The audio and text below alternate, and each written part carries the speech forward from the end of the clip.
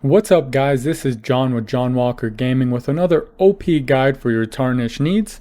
As always, if you enjoy watching my content and want to support the channel, be sure to hit that like and subscribe button. In today's video, we'll be going over just how crazy we can make the Mohgwyn Sacred Spear ability, and just how viable is that ability in PvE and PvP situations. So without further ado, let's hop right into it and see the true potential of Mohgwyn's power.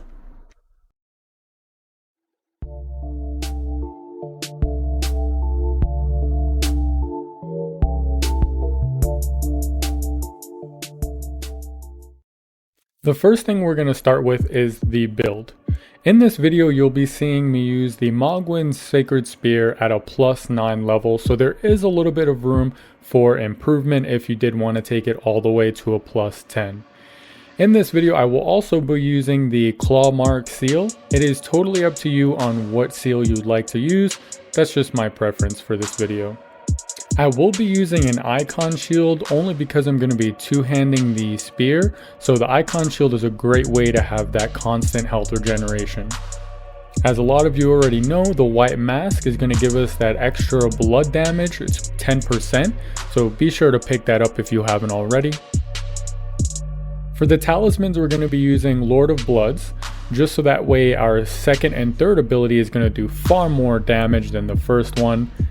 And then we're going to move right into the Shard of Alexander, which as you all know is completely busted and is pretty much required for any ability build that we're going to be using. Then we have the Fire Scorpion Charm because the Mohgwyn Sacred Spear does scale in fire damage, so complete glass cannon damage there.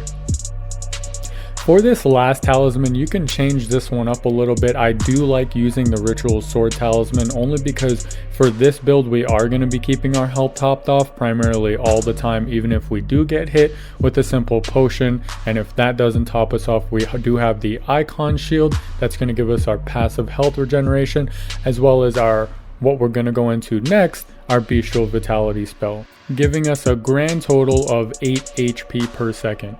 The next spell we're going to be using is Flame Grant Me Strength, and that's going to give us a 20% fire damage buff, 15% in PvP.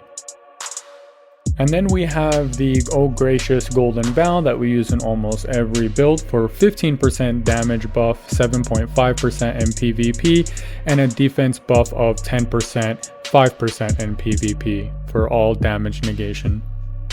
The last thing we're going to talk about is the choice of our Wanderous Physic Potion. Now, I do use the Flame Shroud and Cracked Tear. Obviously, that one's a given. But for the second one, I chose the Bubble Tear to negate that initial damage, so that way it can keep us topped off longer, because then our Icon Shield mixed with our Bestial Vitality will heal us right back up from that first initial hit. But realistically, you can use whatever appeals to you in this secondary spot, like the Cerulean Hidden Tear that eliminates all FP cost if you feel like you're spending a little bit too much FP trying to cast this. So how viable is this in PvP? Let's put it this way. It simply is not viable in PvP. Unfortunately, the ability cast time is super long and it locks you into your animation, as well as that's okay because I can work with that. The thing I can't work with is the iframes from rolling, somehow managing to dodge some of your ability casts, and that really ruins it for me. And there have been countless times where I feel like I should have definitely hit them and it just simply does not. So try your luck and let me know how your experiences went down in the comments. So now we get to talk about PvE, where the bread and butter of the Mohgwyn Sacred Spear lies. Ultimately, you want to find the point of advantage for the boss that you're trying to kill. If they're a fast attacking boss, I don't think you're going to be able to use this spear. It's not very viable in like dual chaos night matches and such like that, unless you get super lucky. But when it comes to bigger bosses that have time in between their abilities, I mean, this thing just does work. If you can manage to get your 4 cast off every 4 casts you get is going to do that massive chunk of damage, then that's what we're really looking for on top of the consecutive, already really good damage the ability provides to us.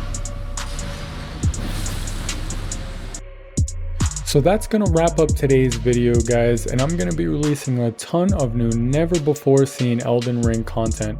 So if you enjoyed today's video, be sure to like and subscribe to see my future new videos, and as always, stay OP.